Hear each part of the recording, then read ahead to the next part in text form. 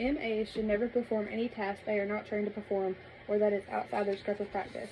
If a nurse or doctor requests that an MA perform such a task, the MA must refuse. Explain tasks that cannot be delegated to a medication aide.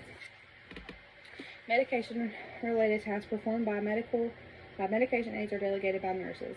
They must be performed under the nurse's supervision, and they must be within the MA's scope of practice. Some tasks must never be delegated to MAs and are not allowed to be delegated in any state.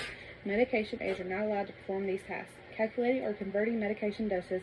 Converting a medication dose means making a change from one measurement system to another.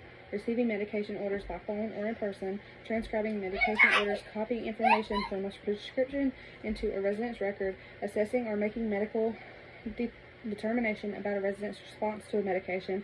Assessing a resident's need for medication. Administering or giving medications to a resident whose health is not stable.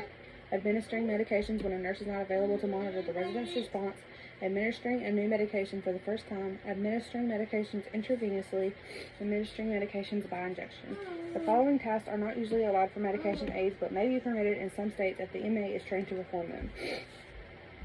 Disposing of or destroying medications in quantities more than a single dose generally must be performed in the presence of a nurse if allowed. Participating in required counts of controlled medications.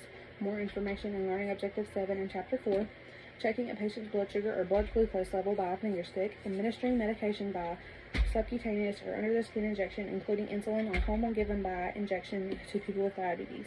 Administering medications by feeding tubes inserted into the stomach or somewhere else in the digestive tract.